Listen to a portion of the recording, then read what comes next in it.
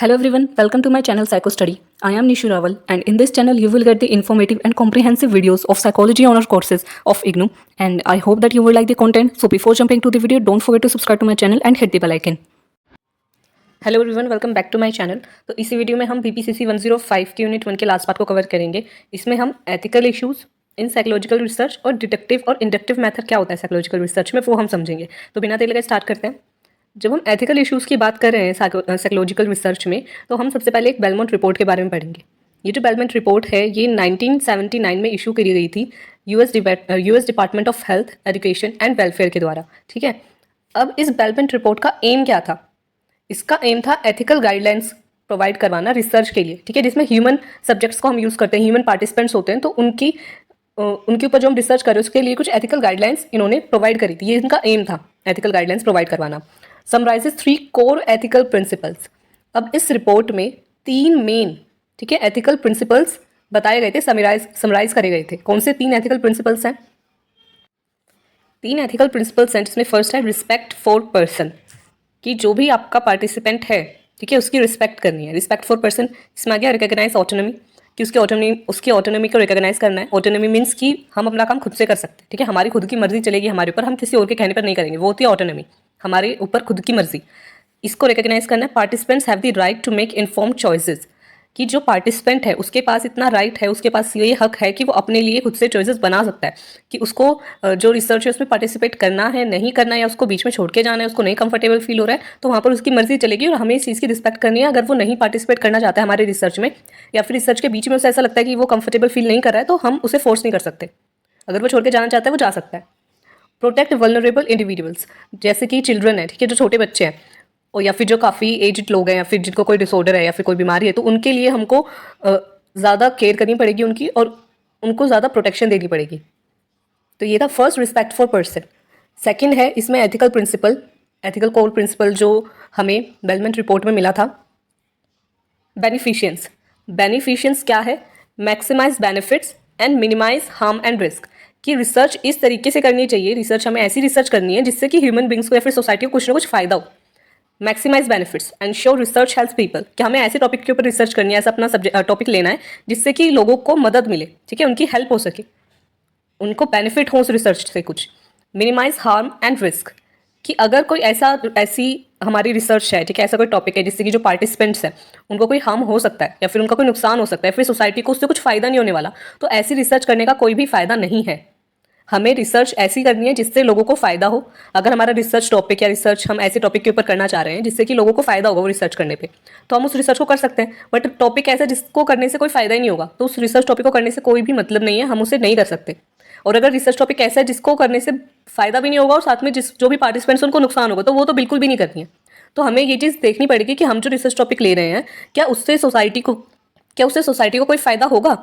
और अगर फ़ायदा है, जैसे कि हम जब कोविड की बात करते हैं तो कोविड के टाइम पर वैक्सीन बनाना और कुछ ना कुछ रिसर्च करना काफ़ी इंपॉर्टेंट हो गया था। ठीक है, वो उस टाइम पर बहुत ज़रूरत थी रिसर्च इसकी, तो उस टाइम पर जो एनिमल्स के ऊपर रिसर्च हुई होगी, है ना, जो हुई थी, तो उस टाइम पर हमारा मेन था मकसद कि हमें ऐसी वैक्सीन बनानी जिससे कि ये डिसऑर्डर जिसकी वजह से बहुत सारे लोग मर रहे हैं उनको हम बचा सके। तो उस टाइम पर हमने रिसर्च इस तरीके से की थी कि जो नॉन ह्यूमन पार्टिसिपेंट्स हैं उनको रिस्क था कि उनके साथ कुछ गलत हो सकता है। ठीक है, अब नॉन ह्यूमन पार्टिसिपेंट्स के ऊपर हम रिसर्च करते क्यों हैं? ताकि जो ह्यूमन पार्टिसिपेंट है उनकी जान को खतरा ना हो सके। तो वहाँ पर हमने ये चीज़ देखी कि जो ह्यूमन पार्टिसिपेंट्स हैं उनको ज़्यादा हार्म ना हो, और वहाँ पर रिसर्च करना बहुत ज़्यादा ज़रूरी हो गया था। इस वजह से नॉन ह्यूमन पार्टिसिपेंट्स के ऊपर हमने रिसर्च करी थी।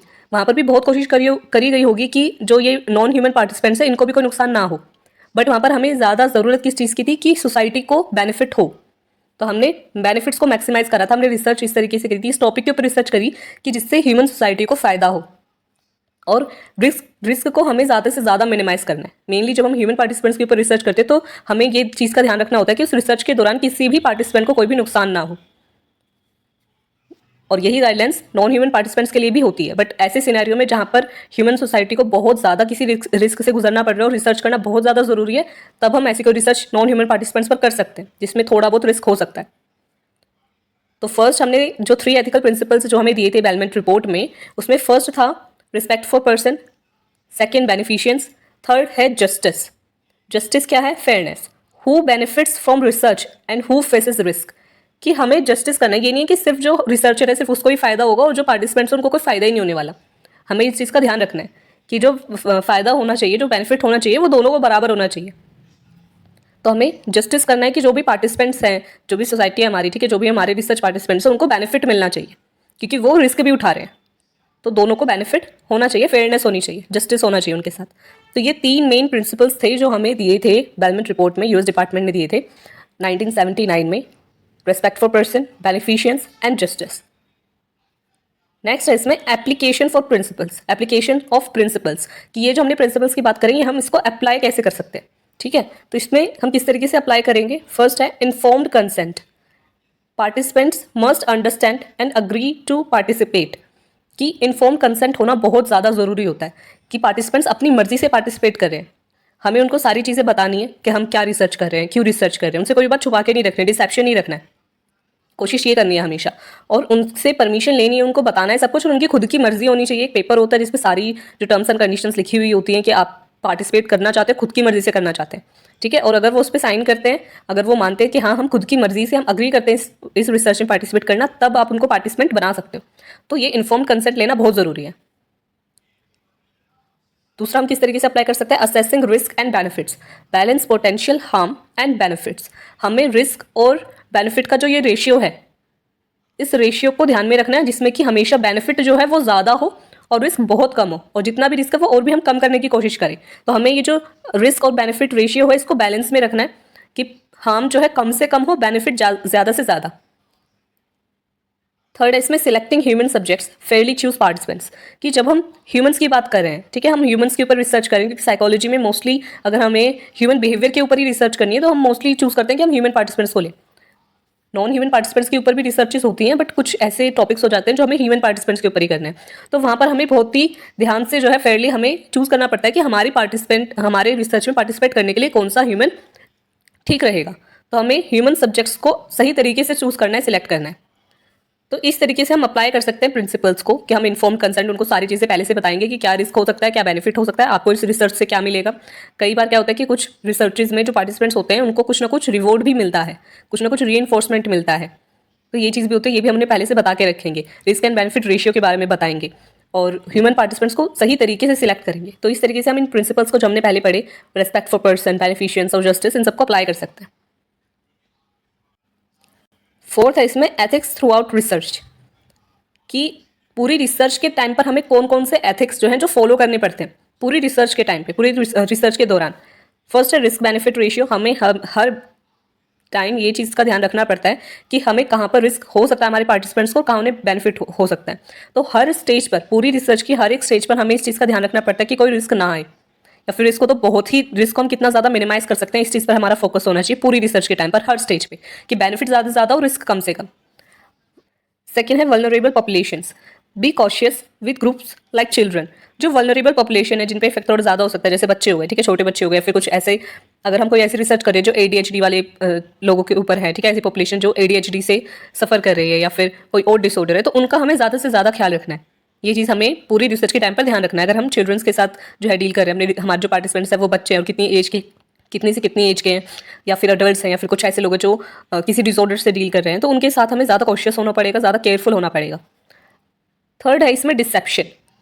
डिसेप्शन क्या है कि कुछ ना कुछ बातें आप छुपा रहे हो, ठीक है। कई बार रिसर्चेस ऐसी होती हैं, कुछ ऐसे टॉपिक्स होते हैं रिसर्च के जिसमें अगर आपने पहले से बता दिया कि आप क्या रिसर्च करना चाह रहे हो, तो वहाँ पर क्या हो जाएगा कि आपके रिसर्च में कुछ ना कुछ बायसेस आ सकती हैं। तो वहाँ पर कभी कभी डिसेप्शन का यूज़ करना पड़ता है। जैसे अगर आपको याद हो, हमने 101 में, PPCC 101 में इमोशंस वाले चैप्टर में, यूनिट 9 में रिसर्च पढ़ी थी, सचास्टर सिंगर थ्योरी पढ़ी थी, जिसमें उन्होंने जो पार्टिसिपेंट्स थे, ठीक है, 4 अलग अलग ग्रुप्स लिए थे पार्टिसिपेंट्स के, उनको इंजेक्शन लगाया था, उनको जो है बताया गया था कि हाँ हम आपको विटामिन की जो है कैप्सूल्स दे रहे हैं, या फिर विटामिन हम इंजेक्ट कर रहे हैं, इससे आपको स्ट्रेंथ मिलेगी, या फिर कुछ ऐसा होगा, ठीक है। तो लेकिन एक्चुअल में उन्होंने उनको एपिनेफ्रिन दिया था, ठीक, एपिनेफ्रिन दिया था, लेकिन उनको बताया क्या गया कि आपको एपिनेफ्रिन नहीं, आपको विटामिन दिए जा रहे हैं। तो यहाँ पर डिसेप्शन था।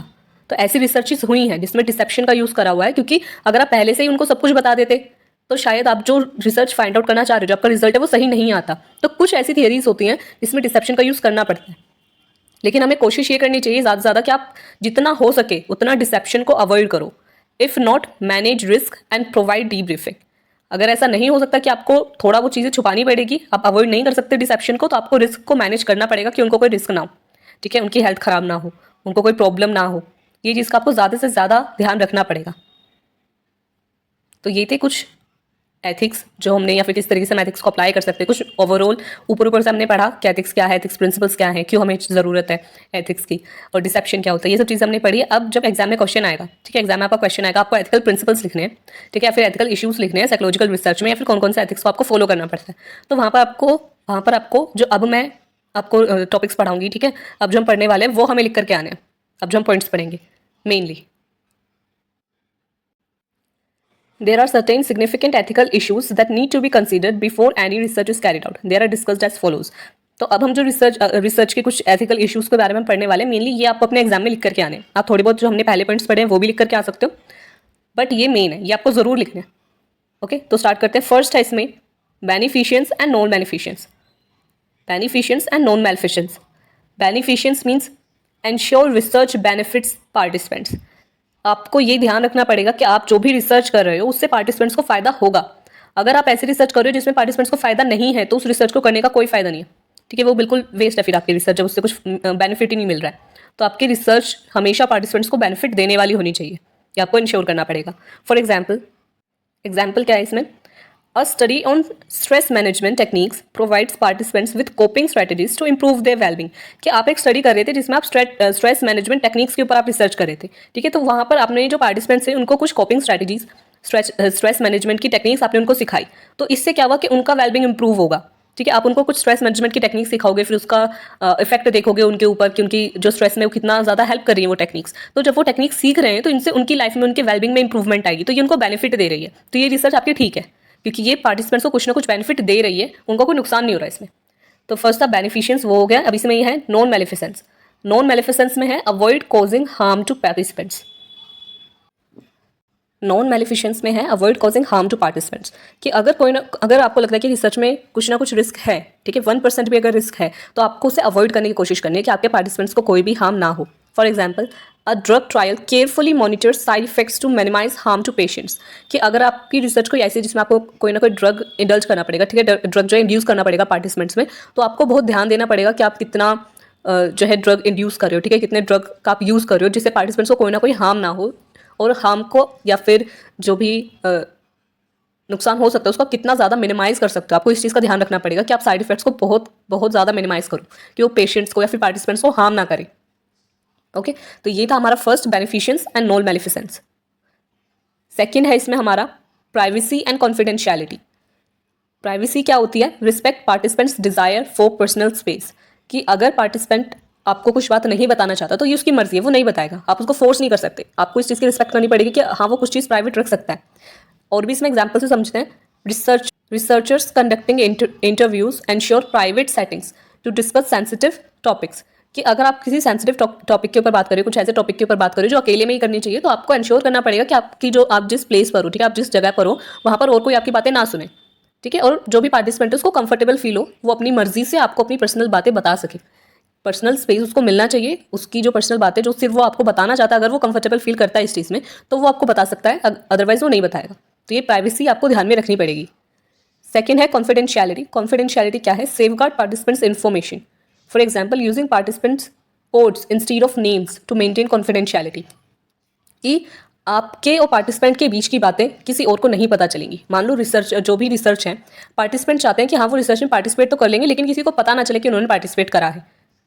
ओके, तो यहाँ पर आप क्या कर सकते हैं कि वहाँ पर आप पार्टिसिपेंट्स के नाम की जगह कोई कोड जैसे XYZ या फिर ABC या फिर कोई नंबर आपने जो है यूज़ कर लिया, तो उनका नाम नहीं आएगा उधर, तो किसी को पता नहीं चलेगा कि उन्होंने पार्टिसिपेट करा है या नहीं करा। तो इस तरीके से आप कॉन्फिडेंशियलिटी को मेंटेन कर सकते हो कि उसकी जो इन्फॉर्मेशन होगी पार्टिसिपेंट की वो किसी को पता नहीं चलेगी सिवाय आपके, और आप ये चीज़ उसको पहले से बता के रखोगे कि हम कॉन्फिडेंशियलिटी जो है मेंटेन करेंगे, हम लोग आपकी कोई भी पर्सनल बातें किसी और को नहीं बताने वाले। और आप जो है कोड्स का यूज़ कर सकते हो। इस वजह से बहुत सारी रिसर्च पेपर्स और फॉर्म्स ऐसे होते हैं जिसमें कि आपको नेम ऑप्शनल होता है कि आप लिखना चाहते हो नहीं लिखना चाहते हो, वो आपकी मर्जी है। तो ये चीज़ आपको इंश्योर करनी पड़ेगी, प्राइवेसी एंड कॉन्फिडेंशियलिटी। तो अब तक जो हमने रिसर्च एथिक्स पढ़े उसमें फर्स्ट हमने पढ़ा है beneficence and non beneficence. Second है प्राइवेसी एंड कॉन्फिडेंशियलिटी। थर्ड है अनोनिमिटी।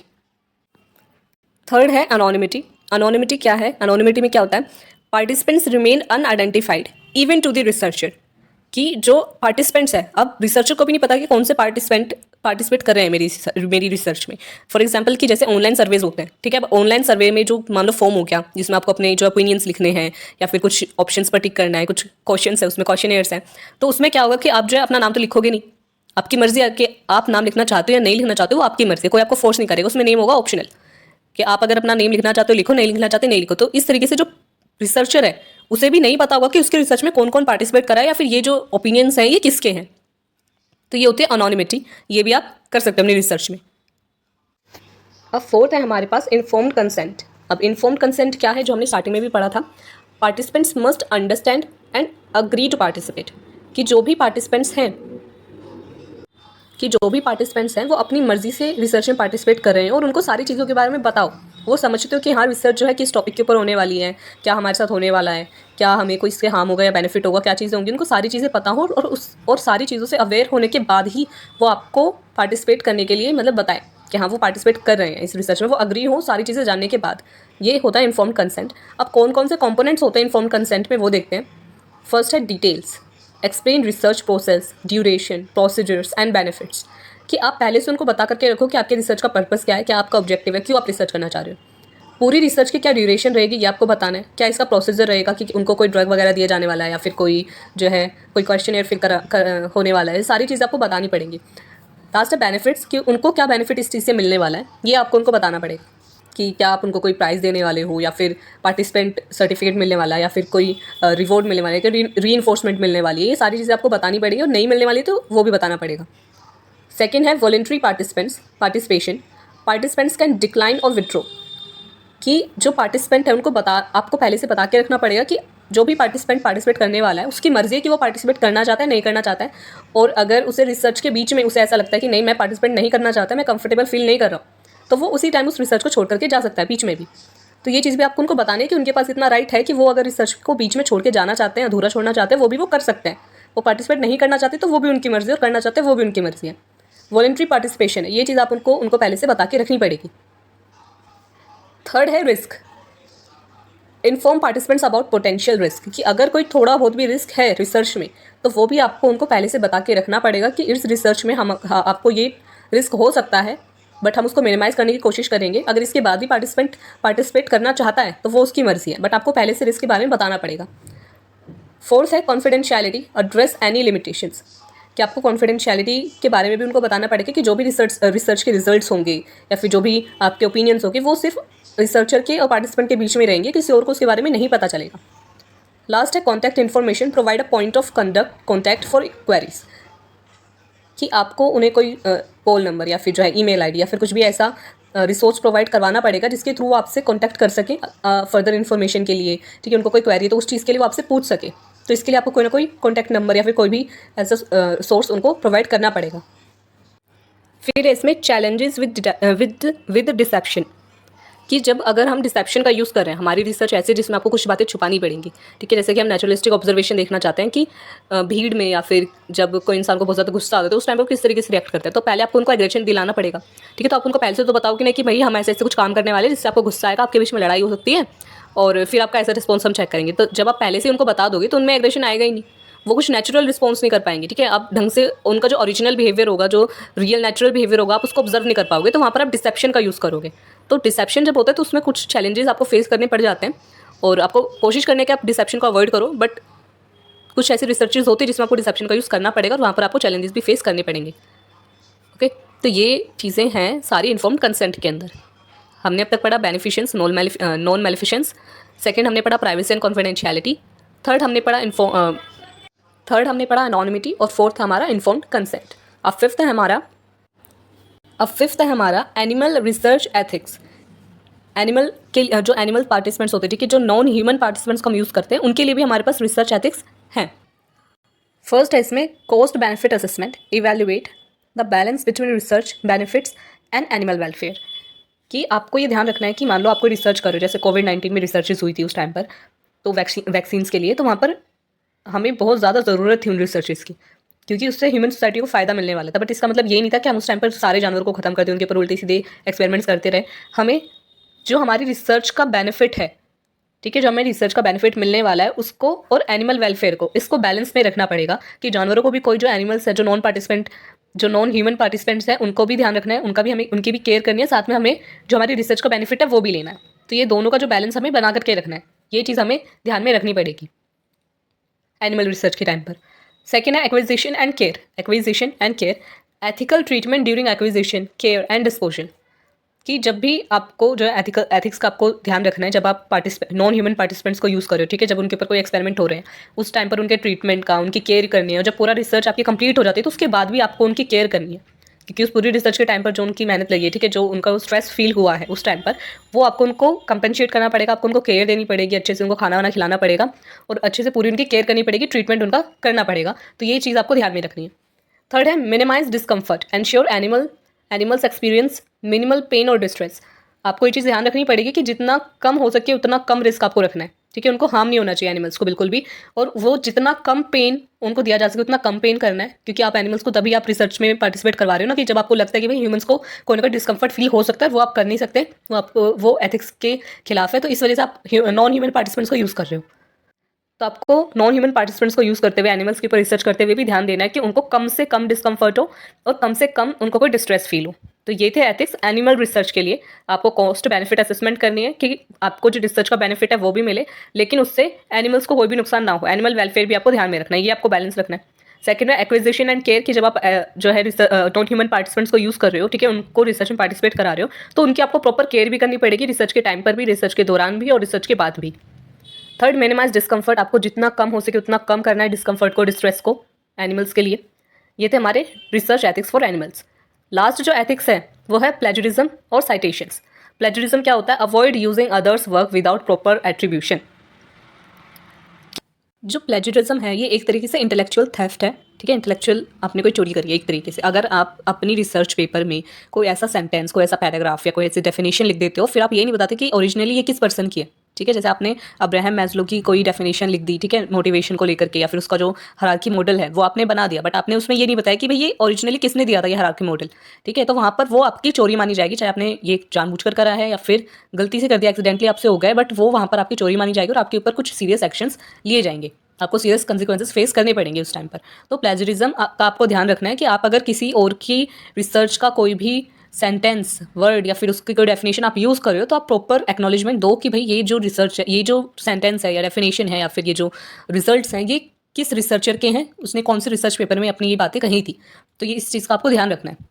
सेकेंड है citations, acknowledge sources to give credit and avoid intellectual theft, कि आप कहाँ से, कौन से रिसर्च पेपर से आपने जो है कोई टॉपिक उठाया है, या फिर आप कई बार रिसर्चेस में हम ऐसे लिखते हैं कि हमें ये जो इन्फॉर्मेशन है, हम ये रिसर्च करना चाह रहे हैं, तो हमें कहाँ से हमें इंस्पिरेशन मिली, या फिर हमने ये टॉपिक उठाया और पहले से काफ़ी लोगों ने इस टॉपिक के ऊपर रिसर्च करी हुई है, ठीक है। मान लो सेल्फ एफिकेसी, या फिर हम ऐसा कोई टॉपिक उठा रहे हैं, एडोलेसेंट्स के ऊपर रिसर्च करना चाह रहे हैं हम, सेल्फ एफिकेसी को लेकर के और पॉजिटिव थिंकिंग को लेकर के, तो पहले से बहुत सारी रिसर्चर्स ने इनके ऊपर रिसर्च करी हुई है, तो हम क्यों रिसर्च करना चाह रहे हैं? तो हम उसमें पहले की जो रिसर्चेस हुई हैं उसकी कुछ कमियाँ, उसकी कुछ शॉर्ट कमिंग्स या फिर उसमें क्या गैप्स हैं वो हमें बताने पड़ते हैं। तो हम वहाँ पे दूसरी रिसर्चेस का नाम यूज़ कर रहे हैं, ठीक है, उन्होंने क्या रिसर्च में पाया था अपनी रिसर्च में और क्या उसमें कमी है, वो सब चीज़ें हम बता रहे हैं। तो वहाँ पे हमें उन्हें प्रॉपर साइटेशन देनी पड़ेगी कि हमने कौन सा आउटर सोर्स, कौन से हमने सोर्सेज यूज़ करे हैं, तो उन सोर्सेज को हमें साइटेशन, हमको साइट करना पड़ेगा, उनको क्रेडिट देना पड़ेगा कि हमने ये इन्फॉर्मेशन इस पर्टिकुलर सोर्स से उठाई है, ताकि वो चीटिंग ना कही जाए, ठीक है, आपने चोरी नहीं करी है, या आप उनको बताओ कि हमने आपका नाम लिखा हुआ है, हमने आपको प्रॉपर साइटेशन जो है प्लेजरिज्म हमने चेक करा हुआ है, आपका नाम लिखा हुआ है, ठीक है, क्रेडिट दिया हुआ है, तो वहाँ से आप जो है बच जाओगे किसी भी नेगेटिव कॉन्सिक्वेंसेस से। तो ये थे कुछ एथिक्स जिनको आपको फॉलो करना पड़ेगा अपनी रिसर्च में, और एग्जाम में अगर क्वेश्चन, जो आपका क्वेश्चन आ जाता है कि आपको जो है एथिक्स लिखने हैं, एथिकल इश्यूज़ और क्या प्रिंसिपल्स हैं साइकोलॉजिकल रिसर्च के अंदर, वो आपको लिखने हैं, तो आपको ये टोटल 6 जो प्रिंसिपल्स हैं ये आपको लिखने पड़ेंगे, जिसमें फर्स्ट था हमारा बेनिफिशंस, नॉन मेलिफिशंस, सेकेंड था हमारा प्राइवेसी एंड कॉन्फिडेंशियलिटी, थर्ड था हमारा अनोनिमिटी, फोर्थ था हमारा इन्फॉर्म्ड कंसेंट, फिफ्थ था हमारा एनिमल रिसर्च एथिक्स, और सिक्स हमारा प्लेजरिज्म और साइटेशंस। तो ये थी हमारी रिसर्च एथिक्स। अब लास्ट जो इस यूनिट का टॉपिक रह जाता है हमारा वो है डिडक्टिव और इंडक्टिव मेथड्स। अब डिडक्टिव मेथड और इंडक्टिव मेथड क्या होता है? देखो, डिडक्टिव मेथड नाम से ही पता चल रहा है कि डिडक्शन यानी कि कोई चीज़ ऊपर से नीचे की तरफ आ रही है। ओके, तो जो डिडक्टिव मेथड होता है इसको हम टॉप डाउन अप्रोच भी बोल देते हैं। टॉप डाउन अप्रोच क्यों बोलते हैं? क्योंकि हम ऊपर से नीचे की तरफ आ रहे हैं। डिडक्टिव मेथड में, ठीक है। डिडक्शन क्या होता है, ऊपर से नीचे आना। डिडक्टिव मेथड में हम ऊपर से नीचे आ रहे हैं, टॉप डाउन अप्रोच है। इसका पर्पस क्या होता है? इसका पर्पस होता है कि हम टेस्टिंग एग्जिस्टिंग थेरीज, कि कोई थेरीज पहले से बनी हुई हैं, हम उनको रिसर्च करेंगे कि ये थेरीज एक्चुअल में ठीक हैं, सही हैं, वैलिड हैं या फिर नहीं। तो हम ये चीज़ को टेस्ट कर रहे होते हैं। तो deductive method top down approach है। इसमें हम क्या, हमारा पर्पस होता है टेस्ट एग्जिस्टिंग थेरीज।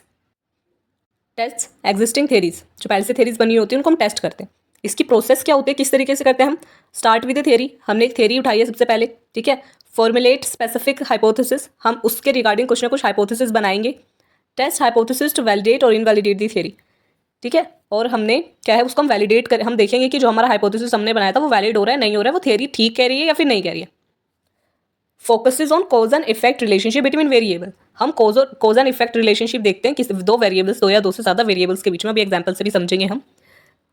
और ये मोस्टली क्वांटिटेटिव होती है मेथड में, यानी कि नंबर्स में डेटा मतलब हमारा होता है, क्वांटिटेटिव मेथड यूज़ करा जाता है इस डिटेक्टिव मेथड के अंदर, इस अप्रोच के अंदर। फॉर एग्जाम्पल से समझते हैं हम इसको, डिटेक्टिव मेथड को। Testing whether increased exercise leads to weight loss based on existing health theories, कि हम यहाँ पर जो भी हेल्थ से रिलेटेड थेरीज पहले से बनी हुई हैं उससे हम ये देखेंगे कि जितनी ज़्यादा हम एक्सरसाइज करते हैं क्या उससे वेट लॉस हो सकता है, कि हम ज़्यादा से ज़्यादा एक्सरसाइज करें, ठीक है। तो एक्सरसाइज और वेट लॉस दो वेरिएबल्स हैं हमारे। वेरिएबल्स क्या होते हैं कि जो चीज़ वेरी करे, ठीक है। तो एक्सरसाइज क्या है, कम हो सकती है, ज़्यादा हो सकती है, मीडियम हो सकती है। वेट लॉस भी बढ़ सकता है, कम हो सकता है। तो ये दो वेरिएबल्स हो गए, इनके बीच का हम रिलेशनशिप देख रहे हैं। तो जो हमने पढ़ा कॉज एंड इफेक्ट रिलेशनशिप, हम देखते हैं कि क्या एक्सरसाइज इंक्रीज होने से या डिक्रीज होने से वेट लॉस के ऊपर कोई इफेक्ट पड़ेगा, इन दोनों के बीच में कोई कॉज एंड इफेक्ट रिलेशनशिप है। तो ये हम देखते हैं। तो जो पहले की एग्जिस्टिंग थेरीज हैं, हेल्थ थेरीज, उसको हम टेस्ट करेंगे कि वो हेल्थ थेरीज सही बता रही हैं या फिर गलत है, वैलिड है या फिर इनवैलिड है। ये हो गया हमारा डिटेक्टिव मेथड, जिसमें पहले से थेरी बनी हुई है, हमें सिर्फ उसको टेस्ट करना है। अब नेक्स्ट हमारा मेथड आ जाता है इंडक्टिव मेथड, जो डिटेक्टिव मेथड के ऑपोजिट है। इंडक्टिव मीन्स इंक्रीज, ठीक है, नीचे से हम ऊपर की तरफ जा रहे हैं। और इसको हम बॉटम अप अप्रोच भी बोलते हैं, कि हम बॉटम से ऊपर की तरफ जा रहे हैं, बॉटम अप अप्रोच। इसमें क्या होता है, इसका क्या पर्पस होता है, जनरेट न्यू थेरीज, कि इसमें हम नई नई थेरीज को जनरेट करते हैं। पहले में क्या था कि थेरीज पहले से बनी हुई है, उसको हम टेस्ट करेंगे। इसमें कोई थेरी बनी हुई नहीं है, बल्कि हमें ही खुद से नई थेरी बनानी है। तो ये हो जाता है इंडक्टिव मेथड रिसर्च का। इसकी प्रोसेस क्या होती है, begin with a research question, कि सबसे पहले कोई रिसर्च क्वेश्चन होगा। जैसे न्यूटन का था कि भाई ये जो पेड़ है, इस पेड़ से जो एप्पल है वो नीचे की तरफ ही क्यों गया। तो उसका एक सवाल था कि भाई ये ऊपर से नीचे क्यों आया, ये हवा में ही क्यों नहीं रुक गया। तो वहाँ पर उसका एक क्वेश्चन उसने जनरेट करा। तो यहाँ पर भी इंडक्टिव मेथड में हम कोई रिसर्च क्वेश्चन सबसे पहले जनरेट करते हैं।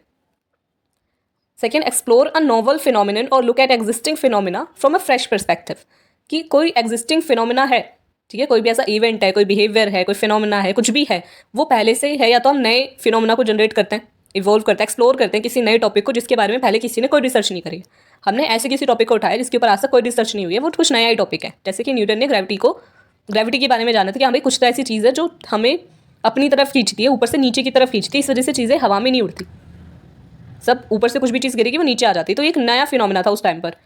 या फिर हम एग्जिस्टिंग जो फिनोमिना है उसको एक फ्रेश पर्सपेक्टिव से देखते हैं, कि कोई पहले का कोई डिसऑर्डर होगा, ठीक है, पहले से कोई डिसऑर्डर है, फिर पहले जो मेंटल हेल्थ थी उसे हम कोई भूत बाधा या फिर कोई कि किसी भगवान का कोई इसके ऊपर दोष है या फिर इसके कोई कर्मों का फल है, ये सब पहले पर्सपेक्टिव होता था मेंटल हेल्थ को लेकर के। किसी को डिप्रेशन या स्किज़ोफ्रेनिया फिर और भी कोई डिसऑर्डर अगर हो गया तो हम उसे इस तरीके से देखते थे पास्ट में। बट हमने एक नए पर्सपेक्टिव से इन डिसऑर्डर्स को देखना स्टार्ट करा कि मेंटल हेल्थ कंडीशन है और ये ठीक हो सकती है। तो हमने यहाँ पर भी क्या करा कि एग्जिस्टिंग फिनोमिना तो उसको फ्रेश पर्सपेक्टिव से देखा है। तो इंडक्टिव मेथड में क्या होता है कि रिसर्च क्वेश्चन से इसकी प्रोसेस स्टार्ट होती है।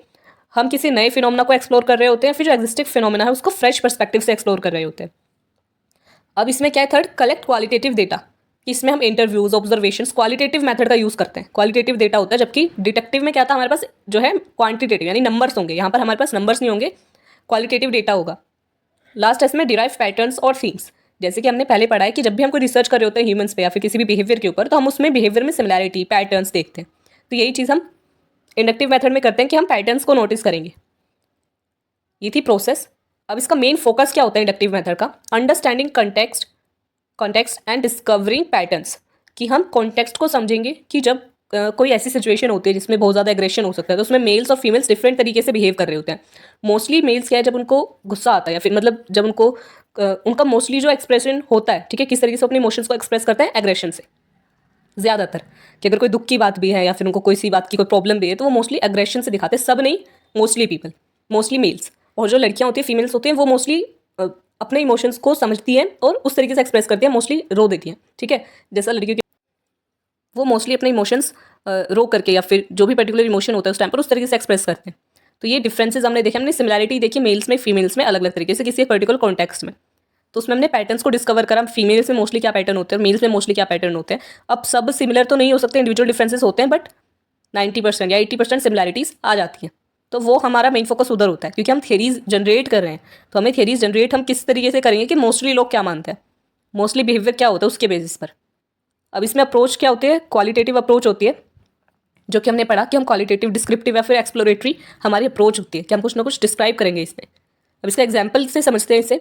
Studying the behaviour of rare birds, studying the behaviour of rare bird species to develop new theories about its mating habits. कि हम जो बर्ड्स हैं, जो बर्ड्स की नई नई स्पीसीज़ हैं या फिर जो रेयर स्पीसीज़ हैं, उनके बिहेवियर के ऊपर हम स्टडी कर रहे हैं, उनके ऊपर नई थियरीज डेवलप कर रहे हैं, क्योंकि रेयर स्पीशीज़ उनके बारे में ज़्यादा थियरीज नहीं बनी है, तो उनके ऊपर हम थियरीज बना रहे हैं। फिर ह्यूमन का कोई ऐसा बिहेवियर है, कुछ ऐसा डिसऑर्डर है, फिर कुछ भी ऐसी अलग जो है डिसऑर्डर है या बिहेवियर है जिसके ऊपर अब तक कोई रिसर्च नहीं हुई है, उसके ऊपर हम नई रिसर्च करने वाले हैं। या फिर जो पास्ट की रिसर्चेज है वो इतनी वैलिड नहीं है, हर बार वो डिफरेंसेस आ रहे हैं उन रिसर्चेज के रिजल्ट्स में, तो उस पर हम कुछ किसी नए पर्सपेक्टिव से रिसर्च कर सकते हैं, ताकि हम नई तरीके से उस पर रिसर्च करें और कुछ बिहेवियर्स को समझें।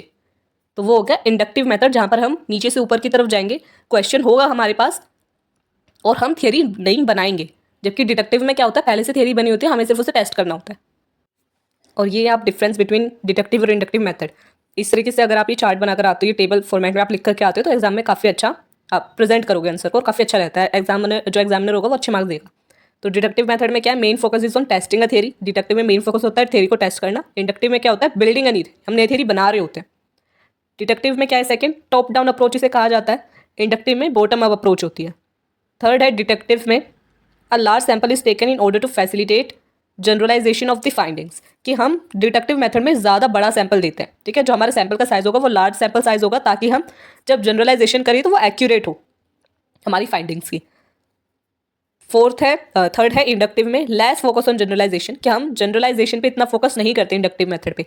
ओके, हम इतना ज़्यादा फोकस नहीं करते, हमें उस क्वेश्चन का आंसर चाहिए होता है मेनली। डिडक्टिव मेथड में क्या है, ज़्यादा स्ट्रक्चर्ड होता है deductive method. Inductive method less structured होता है as compare to deductive method, ठीक है। और लास्ट है deductive method less time consuming होता है, क्योंकि थ्योरी पहले से बनी हुई है, आपको सिर्फ उसको टेस्ट करना है। तो आपको वेरिएबल्स पता होते हैं, आपको सैंपल कलेक्ट करना होता है और अपनी रिसर्च स्टार्ट कर देनी होती है। ये थोड़ा लेस टाइम कंज्यूमिंग हो जाता है, कि आपको पहले से एक डायरेक्शन पता होती है आप किधर जा रहे हो। इंडक्टिव मेथड में क्या होता है, ये टाइम कंज्यूमिंग प्रोसेस है, ज़्यादा टाइम लग जाता है, क्योंकि आपको पहले क्वेश्चन डिसाइड करना पड़ेगा, उसके रिगार्डिंग वेरिएबल्स डिसाइड करने पड़ेंगे, फिर उसमें कुछ गलतियाँ भी आ जाती हैं, तो आपको ज़्यादा टाइम लग जाता है किसी नई थियरी को बनाने में।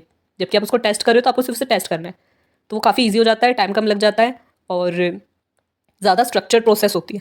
तो ये था डिफरेंस डिडक्टिव और इंडक्टिव मेथड में। और इसी के साथ हमारी जो पूरी यूनिट है इधर खत्म होती है, कंप्लीट होती है। आई होप कि आपको पूरी यूनिट अच्छे से समझ में आई हो। कोई भी आपकी क्वेरी रहती है कमेंट सेक्शन में लिख करके बता सकते हैं। और वीडियो अच्छी लगी तो प्लीज़ वीडियो को लाइक कर देना, चैनल को सब्सक्राइब कर देना और अपने फ्रेंड्स के साथ ग्रुप्स वगैरह पे ज़्यादा से ज़्यादा शेयर करो, ताकि उनकी भी हेल्प हो सके। और मिलते हैं नेक्स्ट वीडियो में, और चैनल को सब्सक्राइब करना मत भूलना।